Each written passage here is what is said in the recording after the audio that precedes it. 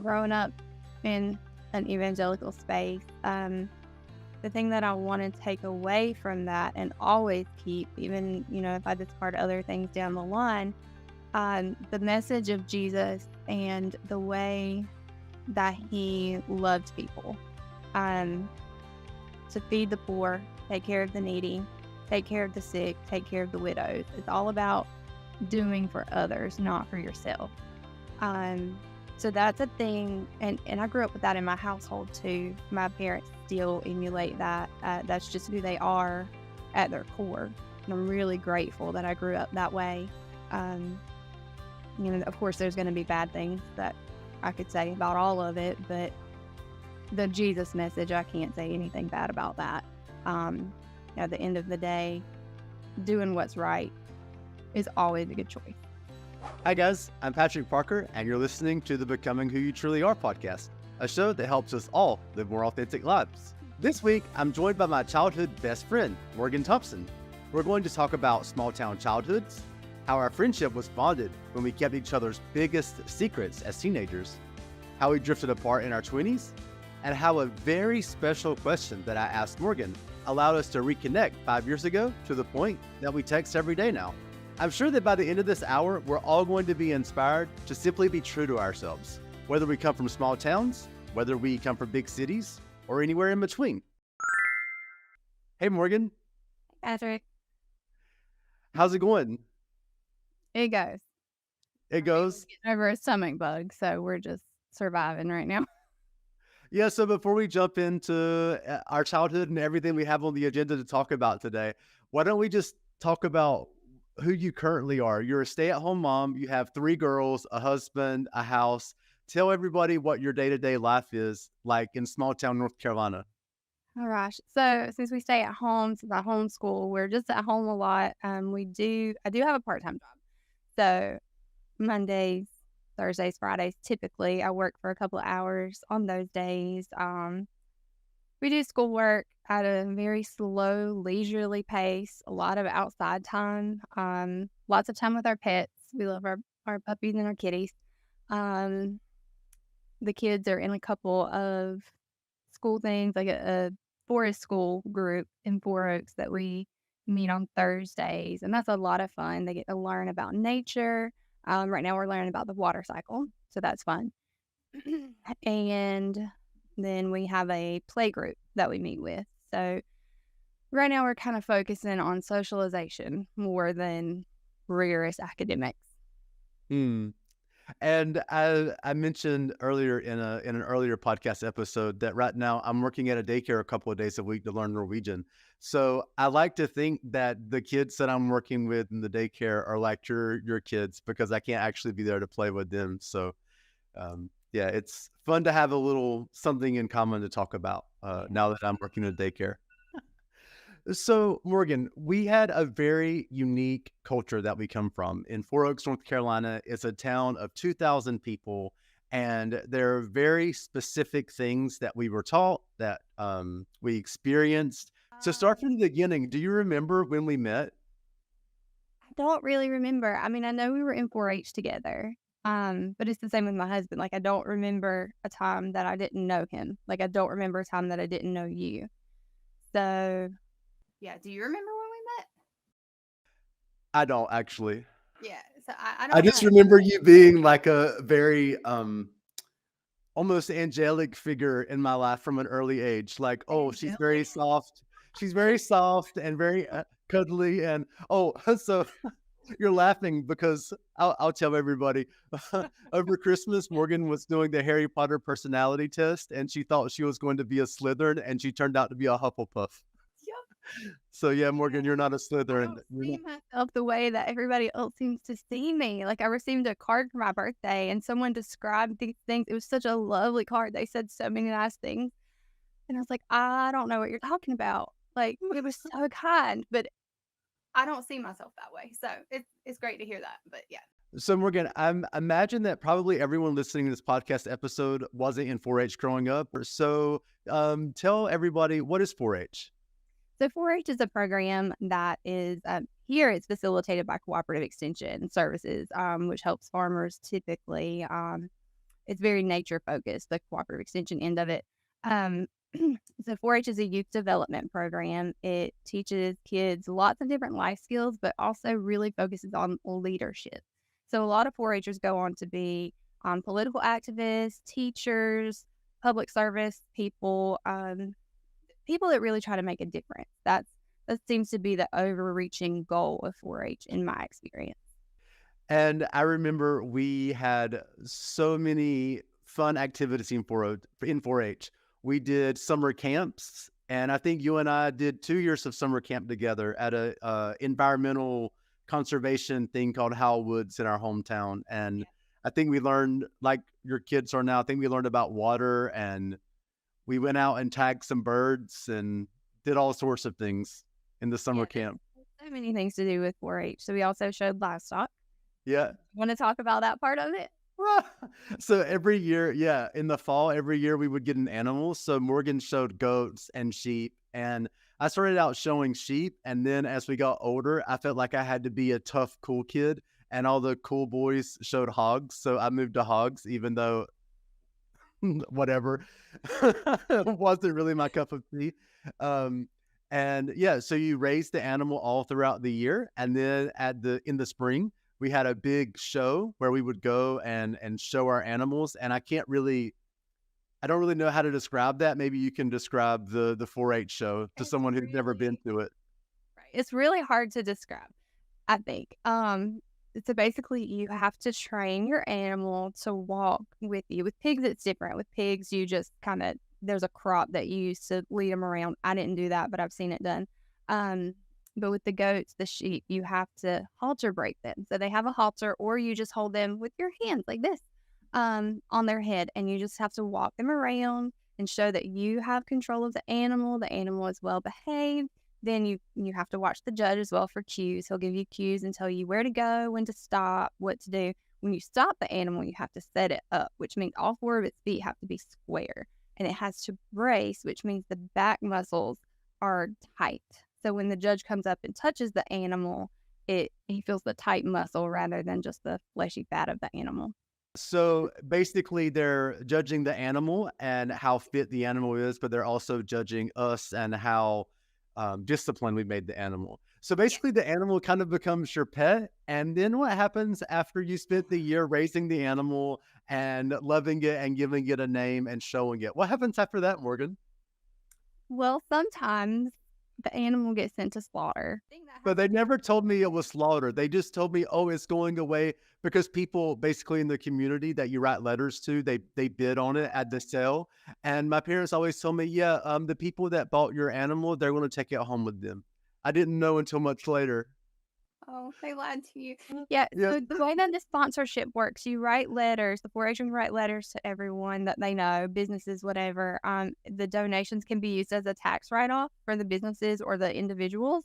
So people will donate money, and you can get donations, $200, $50, $20. It all adds up. So say you write letters to 15 people, you could end up with $2,000 as sponsorship money. Then the animal gets sold to market at market price. And back then, I would say for goats and sheep, the market price was like $1.60 something per pound. It's Yeah. crazy that I still remember this.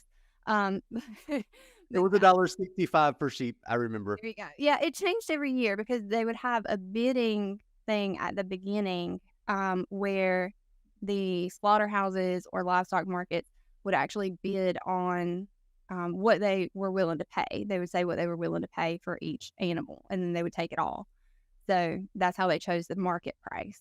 The sponsorship price was up to the kids and how hard they wanted to work to go out and ask for money. But we also had a very special experience called 4-H Congress, where we went for a week to North Carolina State University with a bunch of other kids from our local 4-H chapter. And that was a show and a half. I loved it. It was great. It was like the time of my life. I lived for that. And I remember we had a dance on the last night. And I remember you and I danced to O-Town's song All or Nothing. I don't remember that, but that sounds right. Mm-hmm. I remember So that very do well. you remember the Clover Gala the last night? Do you remember how they had the chalk outline on the floor of the Dorton Arena, and we all had to walk in and like follow this outline of the 4-H Clover and hold candles I don't remember that Yeah, actually. so they still do that. That's the thing that they do now. They did it then too, but it Mackenzie says it's kind of cultish. Mm. Mackenzie's my oldest daughter, for those that don't know. But it's kind of like a weird church service type deal, like a candlelight Christmas service, but it's 4-H. But it's fun. It's weird. That's funny that I remember which boy band song we danced to, but I don't remember a candlelight vigil. There was a candlelight vigil. Okay, so what life lessons did we learn from our 10 years in 4-H together? What did we learn from raising animals? What did we learn from 4-H Congress? I learned that everything dies. No, for Congress, I loved Congress because there were different workshops that you could choose from.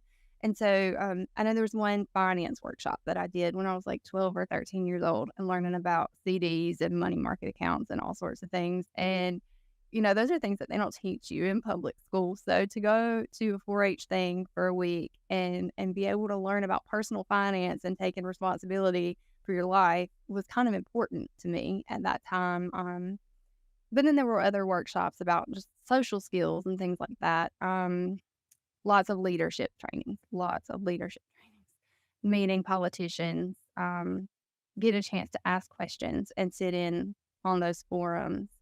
Um, that was very impactful to me because it made me not want to be a person that just sits on the sidelines. Like, I don't want to be out in the open and be a public figure by any means, but I also don't want to be passive and just accept whatever is happening around me. I want to make a change where change is needed. So now your kids are showing animals. They show goats or what animals do No. they? So Mackenzie, my oldest, she showed goats for several years, but now we're into horses. Yeah, yeah, yeah. So we both grew up with animals. I had a horse growing up. You had horses, and we raised livestock. And what do you think we got from all of that? That people that maybe just grew up in downtown Houston or in Manhattan maybe didn't get to have.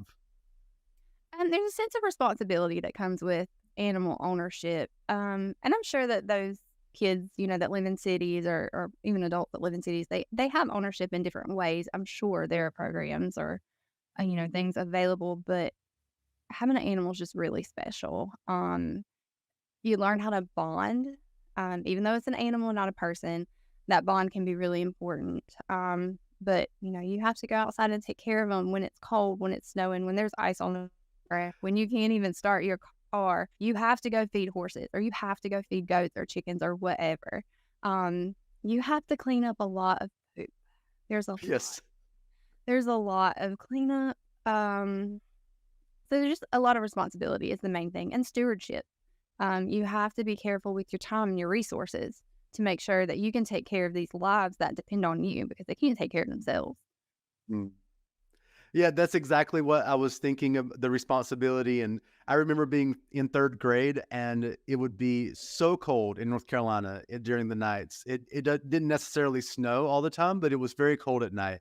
And I think the barn at our house was probably 100 yards from the back porch, and there wasn't any lights. And my daddy would say, "Hey, you got to go feed the sheep." And he would give me the mag light, which for people who don't know what a mag light who are from Johnson County, it's a flashlight that's about 2 feet long and black and big around. And he was like, "Take that mag light and you go out there and you feed your sheep."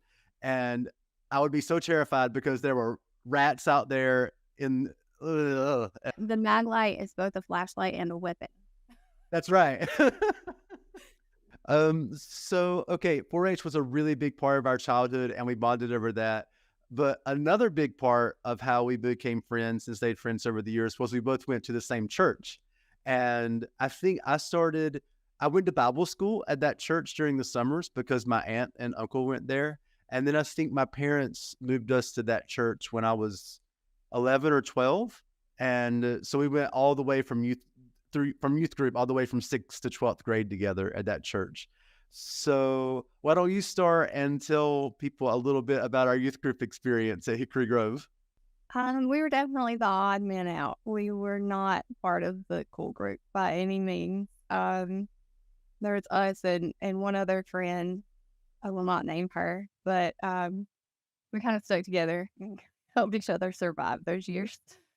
And the biggest thing I remember from our youth group days, more so than the Bible studies and the prayers and whatever, was the trips we took. Getting in the church van and going to Big Splash in Florida, and we went to a bunch of other places as well. So, what are some memories that you have from all the trips we took in youth group? I remember interactions with some of the people, like not personal interactions, but kind of from a step back perspective. There were a few that were quite comical together. They were hilarious. But being stuck in a van, I have no desire to do that like ever again. I went on a youth trip a few years ago with the church youth group. And I don't think I want to do that again. Teenagers are just not my cup of tea. I don't think they were then either. That's funny. I kind of feel the opposite. I worked for a year with teenagers in a high school in Houston, and I really loved it. And I don't know, there's something about that age that maybe I'm still a teenage person at heart. I don't know. I love my teenager. My teenager is an angel child, but others, it's a lot. They get really loud and they smell really bad. But what I remember about those trips is feeling free, like, oh, we're going to Florida, and there aren't going like, yeah, there are going to be adults around, but we can go off on our own. Like me and Morgan and our other friend, we can go and we can ride rides at Universal Studios all day, or we can go to whatever concert we want to at night, because they would have Christian groups at night. And like, oh, look at us. Yeah, it did feel very grown up. I will say that. Yeah, it was nice to feel like we had a little bit of freedom and not a lot of oversight, because we would just get turned loose in this giant theme park. Um, I don't even want to get turned loose in a theme park now as a grown up. So I don't know what we were thinking, but it was a lot of fun. The theme parks are great. And I think it was a different experience than it would have been going with family. You know, family's great, but going with your friends to something like that when you're a teenager, it just seems like so much more fun. And speaking of being a teenager, what do you remember about me as a teenager? Who was I as a teenager?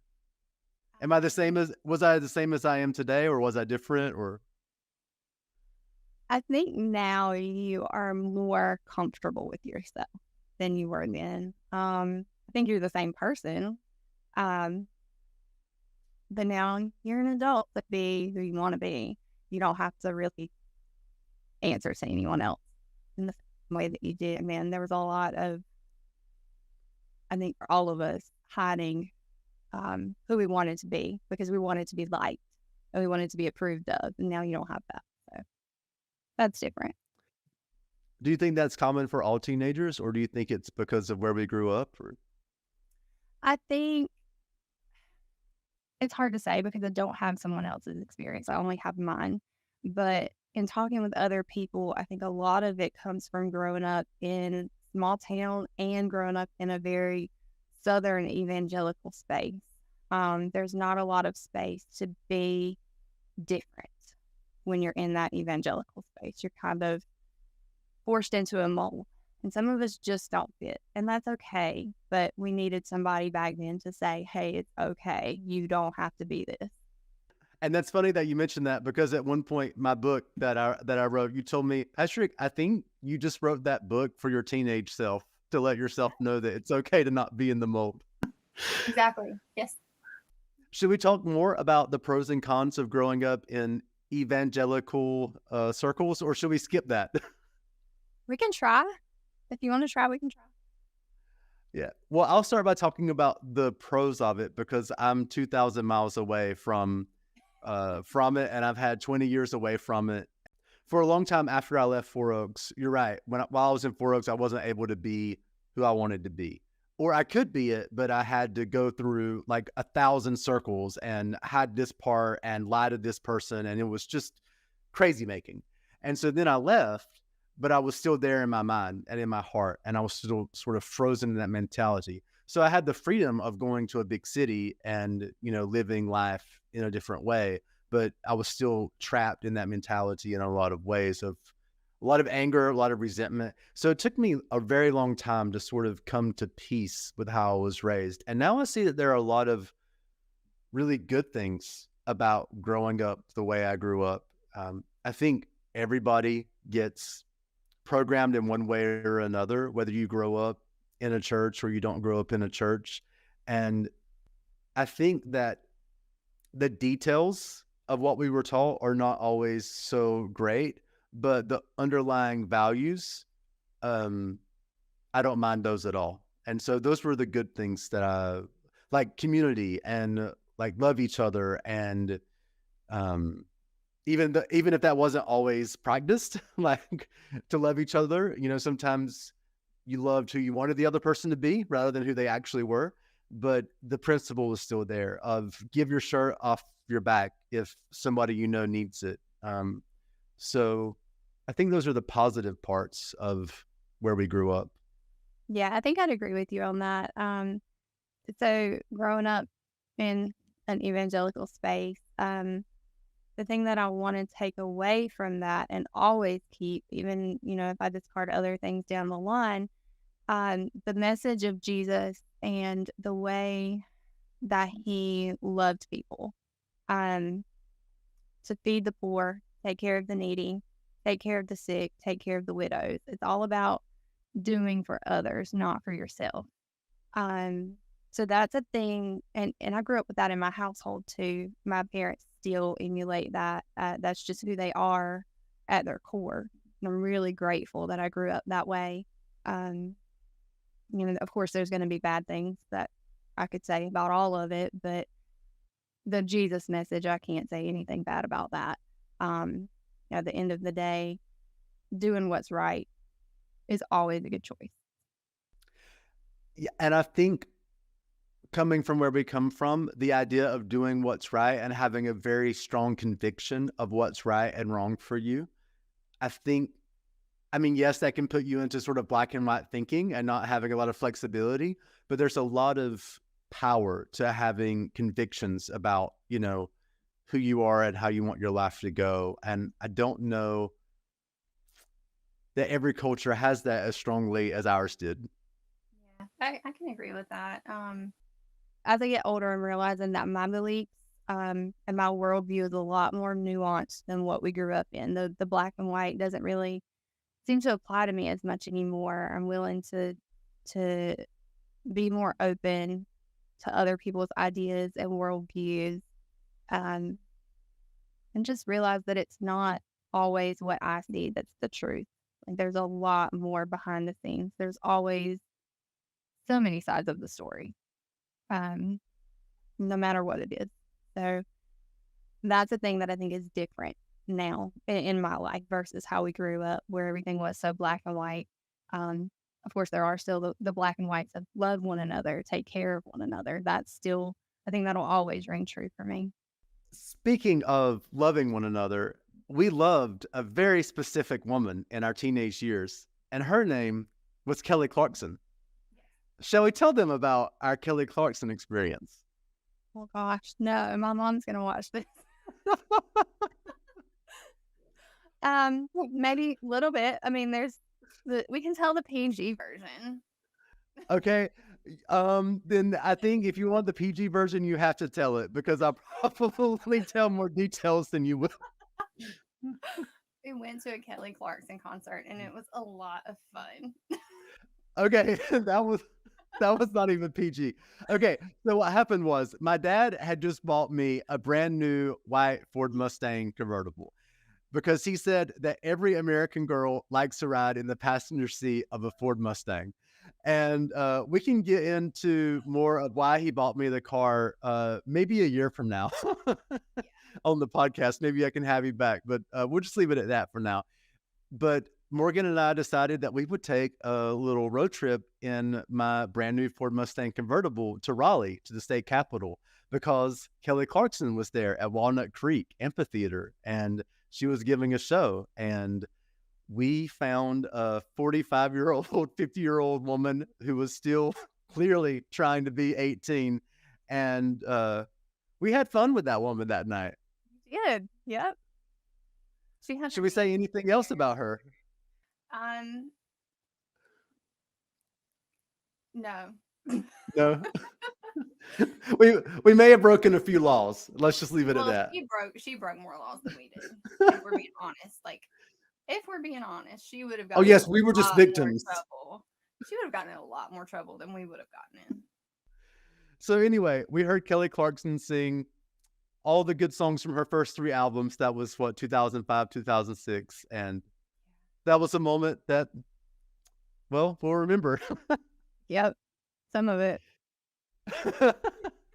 And Morgan, it's so interesting that while we were doing things like going to theme parks with the youth group and showing animals at 4-H and going to Kelly Clarkson concerts, the real part of our friendship was that we shared a special secret. You had a secret and I had a secret. And that really bonded us and created something much deeper than we would have had if our teenage years were a little bit easier. And I'm not quite ready to talk about my secret yet. We can talk about it generally. I'm going to save that for a later episode because it involves other people that I haven't yet gotten permission from. But is it okay if we talk about your secret? Sure. It wasn't really a secret. It didn't stay a secret long. But still, you told me about it and I kept the secret until it wasn't a secret anymore. So what happened? Well, when I was 15 years old, I got pregnant. So, yeah, and being a youth group kid showing up to every youth group function with a growing belly was very interesting. But thankfully, our youth pastor had a foster child at the time that was an infant. And so I got to take care of her and play with her during some of the youth things. So that was always nice. But yeah, it was nice to have you and our one other nameless friend that I knew supported me during all of that and loved me regardless. Because being in a youth group, it can be it's a very judgmental space. Like people want to say, oh, it's great. You know, everybody loves everybody and supports everybody. That's not really how it was. It was a very, very judgmental space at the time. So I felt like I really just had you guys. And my family, of course, was supportive. But as far as peers are concerned, it was nice to have that support. Well, high school in itself is judgmental. And then when you put church expectations on top of teenage high school expectations, yes, it does create a lot of judgment. So how did that shape you? I don't think I've ever really asked you this question, but how did having a daughter at the age of 16, how did it change your life story and your life trajectory? It probably saved me in more ways than I can even begin to say. I've never been a super like happy person. I've always been kind of depressy. Which I know that sounds terrible, but that's just who I am and I'm accepting it and it's okay. So having her forced me to think about somebody besides myself and take responsibility for my life in a way that I probably wouldn't have otherwise. She gave me a purpose. She gave me a person to love because I had all this love that I wanted to give and I wanted to take care of somebody. And I was putting it in the wrong places. Like I was not dating boys that were worth my time by any means. This is actually funny. My mom's probably going to kill me if she watches this, but she told me in therapy one day that she had prayed that that God would send me somebody to show me what true love actually was. And then I got pregnant. So she's always said, be really careful what you pray for because the Lord works in mysterious ways. And that sounds like a lot of pressure to put on a little teeny baby, but she really did show me how to love and what real love looks like. So she saved me in a lot of ways. She kept me from making bad decisions. I mean, I still had plenty of bad decisions to make. Don't get me wrong, I was 15. But as a whole, like I now had a trajectory for my life. I now had a something to focus on, somewhere I was going, and somebody that deserved it more than I thought I did. I remember holding her when y'all got home from the hospital and she was so tiny. And then I went off to college and I kind of missed most of her growing up. But now she's the same age as we were when we were in high school. And now I'm twice as old as we were when we were teenagers. And now she's our age, the age that we were when we were closest. And that's just the head trip to me, actually, to see her on the screen when we talk every week. Yeah, she's 18 now, senior in high school, making plans for college, trying to figure out where her life is headed. She's going to do a good job. She's going to be great. So whatever happens, she'll be great. Yeah, Morgan, and just as Mackenzie is preparing to go off to college now, back in 2006, you and I went to my senior prom together and we danced all night. And then I headed off to my university. And one of the biggest mistakes in my life is that when I left Four Oaks, as I mentioned earlier, I still had a lot of anger and frustration and undealt with issues. And I didn't understand that, as we were talking about earlier, you can find the nuance and not everything has to be black and white. And at that time in my life, I was like, okay, F everything to do with Four Oaks. I'm cutting ties with all of it, including you, um, which I feel not so great about. So in the 10 years that we basically didn't speak, I lived in Greensboro. I went to Cleveland, Ohio. Then I went down to Texas. Then I moved to Germany for a while. And then at the same time, you got married. I did go to your wedding.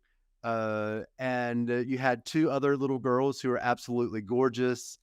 And fast forward to, let's see, I was 30 years old. So that would have been 2018, 2019. And I'm in graduate school to become a certified therapist.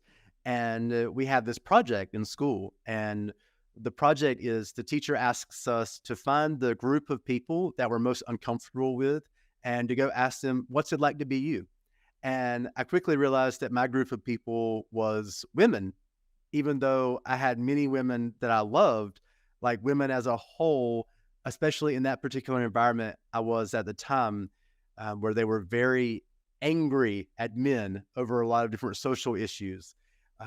I realized, okay, I probably need to go interview women if I'm going to do this project well and actually learn to grow from it. So you were one of the first people that I interviewed, and I sat you down and I asked you, Morgan, what's it like to be a woman? And can we share a little bit about that conversation, if it's okay?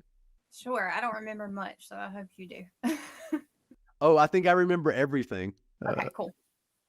I remember that you shared with me different examples of how you felt unsafe. For example, when you would go to the neighborhood gas station, sometimes there would be people just looking sketchy at you, and you would have to make sure your doors were locked in the car.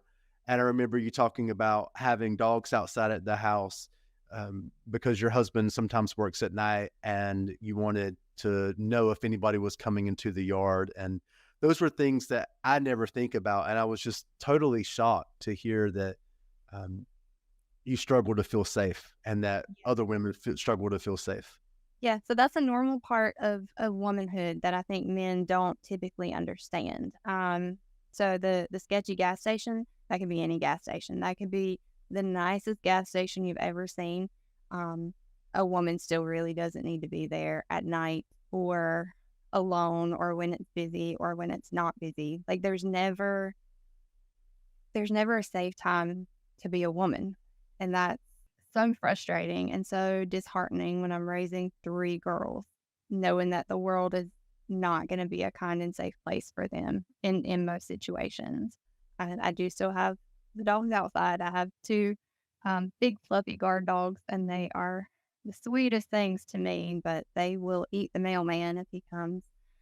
Yeah, being a woman can be very scary. I had one relationship that ended badly, and this guy that I was in a relationship with came to my house at like either 4 o'clock in the morning. He came to my house at 4 o'clock in the morning and started beating on my door. And that's a scary way to wake up. You know, I had to be at work at 7 o'clock that morning. And in the in-between time when I should have been sleeping, I was dealing with police who didn't believe me. Since then, I've dealt with other situations with men that when I would go to the authorities and ask for help, they acted like I had lost my mind or like it was my own fault.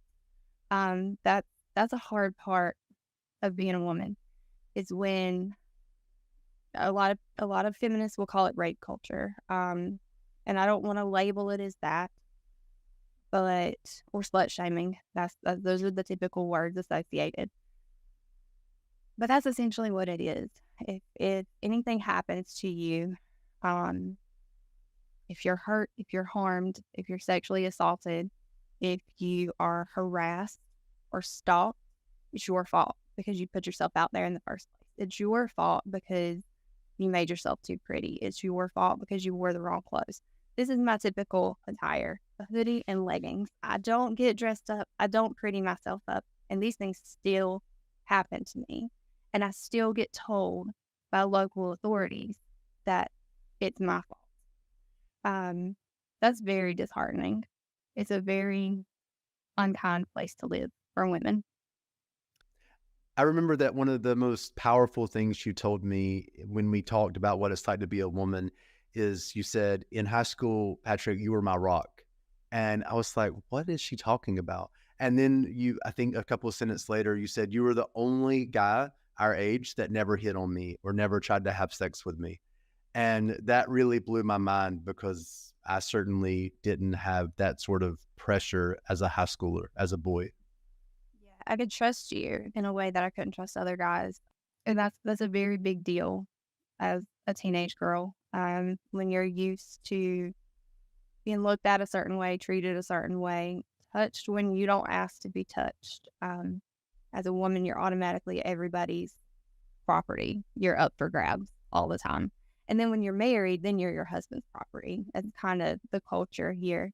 So having a friend who didn't treat me like a piece of meat, as low as that bar seems, it was a high standard to meet, apparently. It seems so silly to say those words out loud because that is a very low bar, but so many people can't meet it. Yeah, I think that I interviewed probably 40 women of all different ages, cultures, backgrounds, and I learned that there are three big struggles around feeling safe, around unwanted sexual advances, and around career and figuring out like how to manage power balances with husband and power balances with boss. And it's one thing to see something on TV or see a movie or read a news article and maybe roll your eyes because something's not said in a way that you think is right or that resonates with you. But it's different to sit down one-on-one with someone, especially with someone that you know and love and have a very long history with, and hear what they have to say on the issue. It really was a very powerful, transformative experience in my life.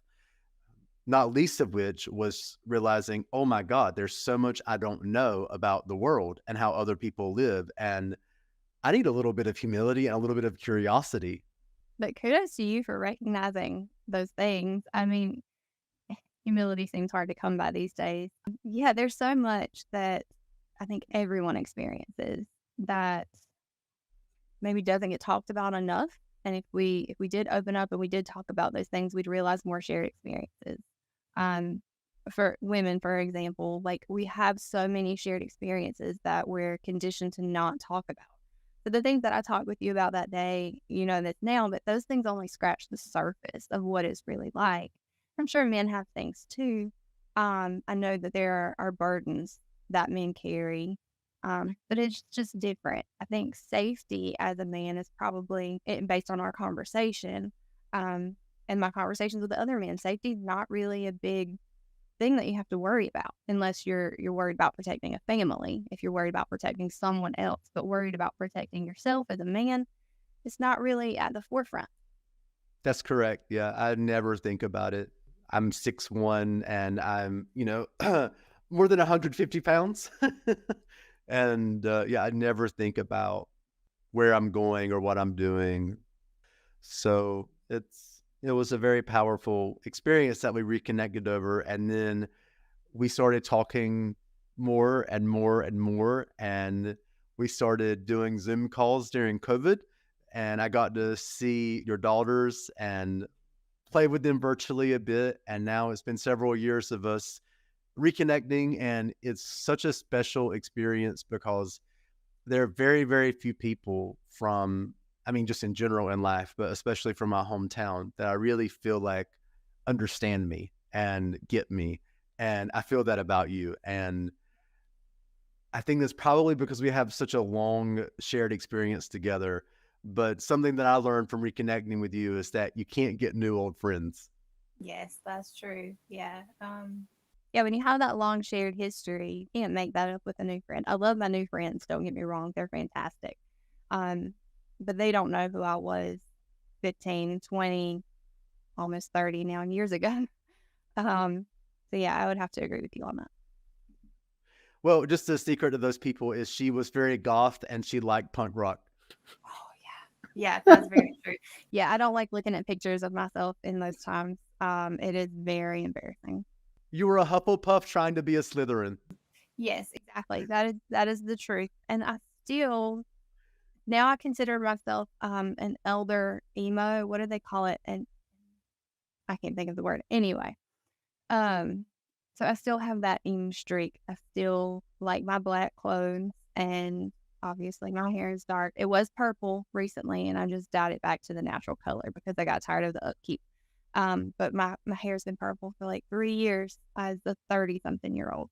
I have the piercings, I have the tattoos. That's just who I am. Speaking of who you are, let's go to the section of questions called Becoming Who You Truly Are that I'm asking for everyone. But first, before we do that, let's play rapid fire.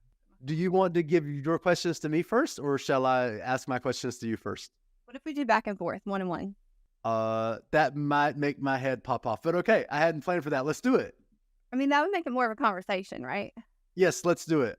My first two questions I actually took from another YouTuber that I follow or podcaster that I follow. So, what was your mom write about? Everything. Everything. Favorite Disney character? Bill. What was your dad write about? Nothing?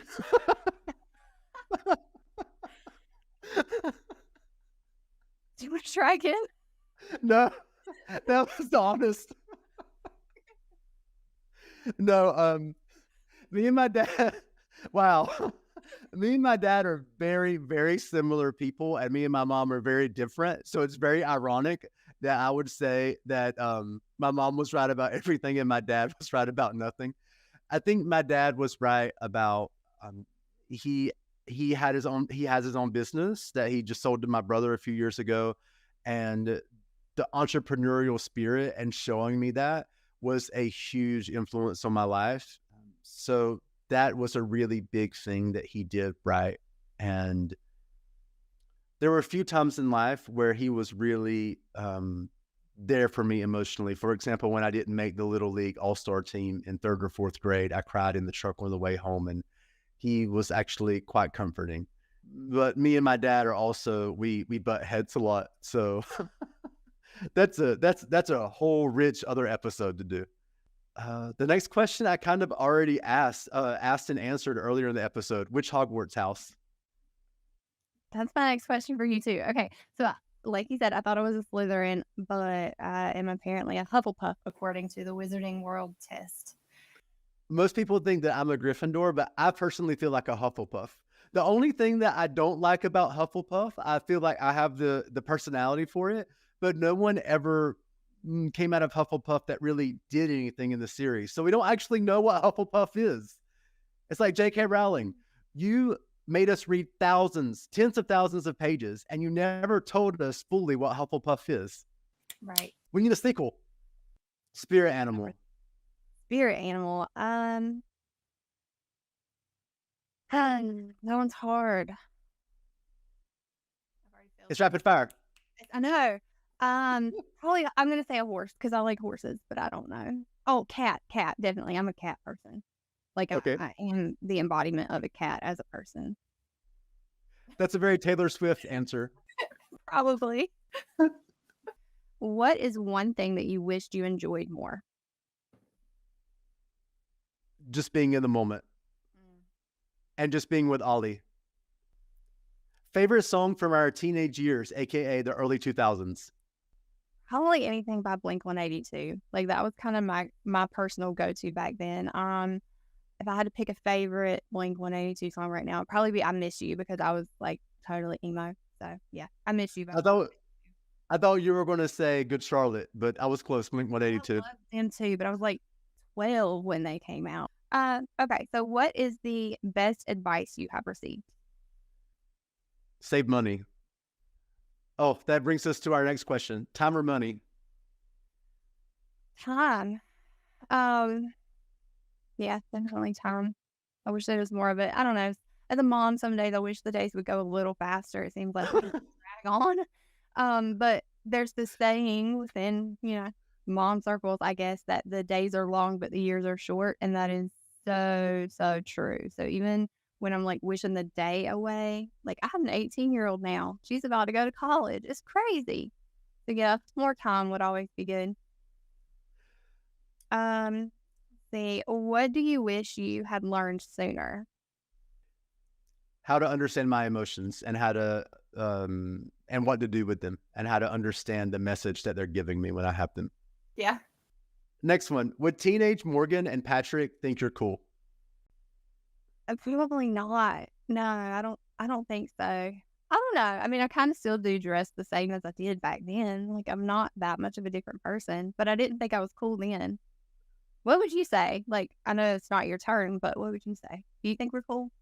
I think you're cool. You live in Norway. I still live in Podunk, America.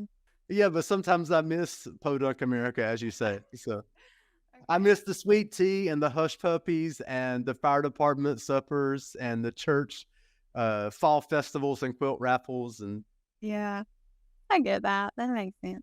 If you were to devote the rest of your life to philanthropy, what cause would you choose? Dolce babies. Would teenage Morgan and Patrick think I'm cool? Think you're cool? Um, I mean, I think I would think you're cool because you're often doing something else. Like my dream was always to not be here. That was my goal in life was to be anywhere else, and I'm still here. So yeah, I would think you were cool.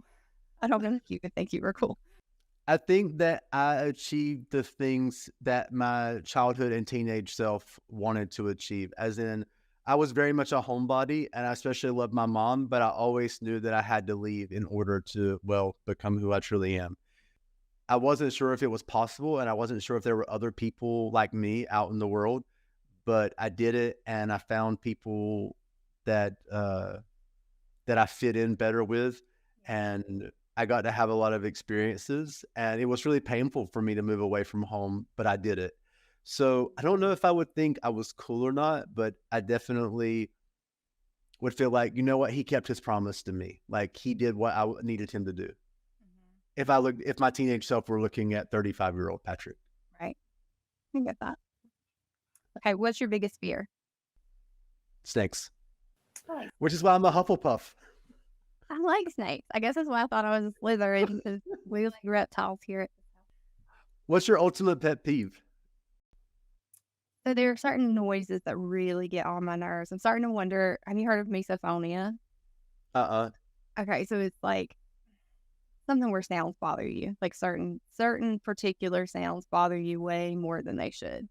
And I'm starting to think that I may have a touch of that. I don't know. Um, Doors closing too hard really just irk me. The sound of someone breathing drives me insane. Chewing doesn't bother me, but like breathing sounds, I cannot stand it. I know that's a ridiculous pet peeve to have.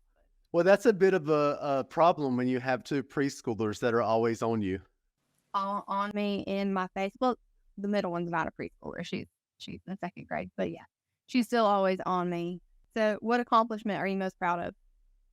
Being in a relationship with my better half for almost 5 years, that is the hardest and best and richest and most wonderful thing I've ever done.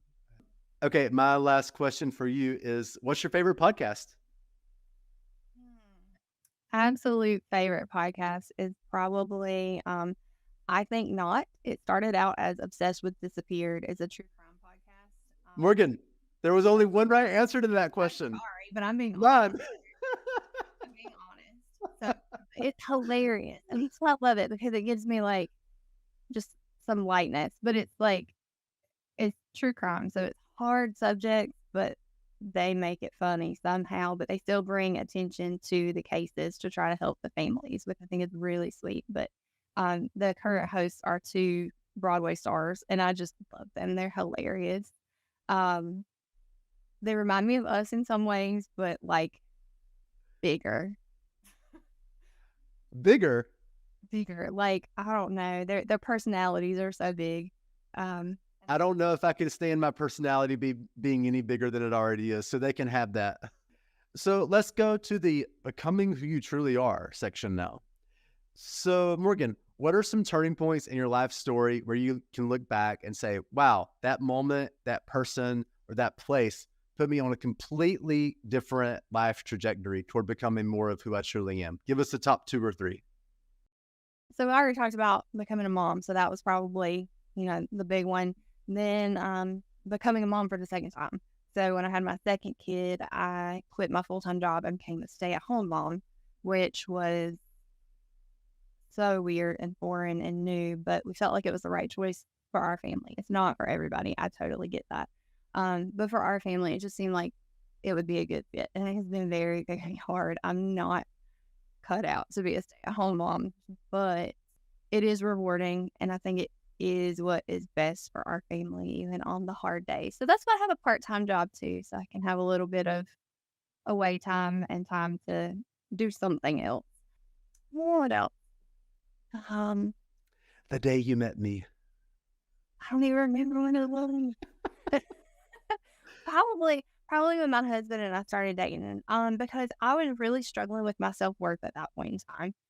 I was in my 20s. Let's see, he was 18. I was 20 when we started dating. Um, and he had been dating this girl that was like, I thought she was better than me in every way imaginable. And I just could not understand why on earth he would go from being with this girl forever and like they were off and on all the time. She came from like a well-to-do family, just totally different than me in every way. Um, I could not figure out why he wanted to be with me instead of somebody like her. Um, but to this day, he acts like I'm the best thing in the world, the best thing that has ever happened to him. And to be loved that way, I mean, we have our issues. Everybody has issues. That's part of being human. But to know that I am loved unconditionally is huge. Well, that's really powerful. I'm glad that that you and he met, and he was another 4-H'er, so I know him a little bit, and he's a really good guy. So, at this point, do you feel settled in yourself, like you're who you were meant to be, or is there still work to do? And if so, what is that? I think there's always work to do. I think to say that there wasn't still work to do would be very egotistical. Like we're all always going to have things to work on. I think at this point in my life, I'm in a place where I can identify faults within myself a little easier. I still don't accept criticism from others very well, but I can identify my own faults pretty easily now and try to make steps to make changes. I think I'm always going to be a work in progress. We all are. Anybody that says that they have made it, they are not telling the truth. And what are the things that you do that make you feel most authentic, most connected to yourself, most alive, and most like who you are in your deepest self? So I am a very crafty person. I like to make things. And it's all sorts of things. I built this house with my dad. Like not everything, but we did most of the work after the initial framing was done. It was us.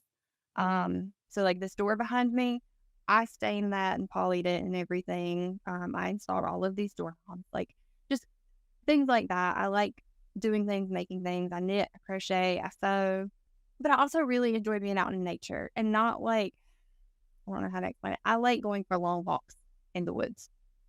Um, there's something about it that just helps me kind of cool down and recenter myself. Moving my body, seeing pretty things, getting fresh air and sunshine. Those are things that really help. And do you have any hacks for the listeners to help them become more of who they truly are? For example, is there any book you've read or movie or podcast you listen to or any general skill that you've come across that has helped you in your self-development? Okay, so the one right answer here is Becoming Who You Truly Are by Patrick Parker, right? Oh, that's funny because I wasn't thinking that at all for this question, actually. So, your book is awesome, but also, so Mind Bialik Breakdown is a podcast I listen to a lot. And We both love that one. all of the guests are so diverse. And so listening to that has opened my mind to the world. Lots of different possibilities, lots of different ways of thinking, modalities of therapy.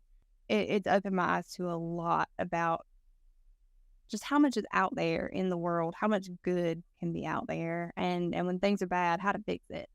Um, so that's a podcast that's really helpful. Yeah, I just listened to the episode that they released with Rob Thomas, and Oh, I love that. that was a really good episode. It To was. hear him talking about the moment that Smooth came out on the radio and the whole world stopped for a year to listen to that song. Yeah. Yeah, Yeah, as that's he a was great. talking about his different songs, I was singing them in my head the whole time, like, I know all these songs. And my kids, they love the Barbie movie, so when his song "Push" is in the Barbie movie, I had to explain, "Yeah, that song came out when I was a kid, like, I was your age when that song came out." And Morgan, I know you read tons of books, and is there any other things that you like besides Maya and Bialik's breakdown? So I love psychology books. I think one of my favorite, psychology books is The Body Keeps the Score.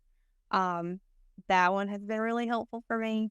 Also, the book Boundaries, it's problematic in some ways, but for the most part, I love that book, and it has helped me so much in my relationships. So learn how to set good, solid boundaries. That's a great act of love for yourself and for your friends and family. That's a beautiful thought. Is that the final thought for today's episode? Sure.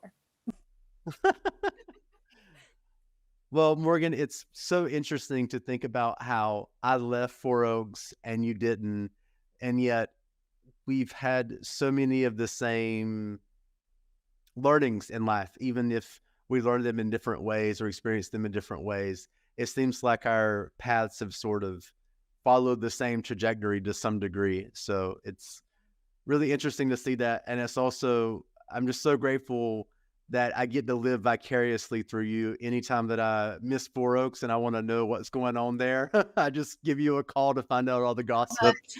Not much. Oh, that's not true. The more than you could believe happens in a small town, y'all. There is so much scandal, so much gossip, so much to talk about all the time.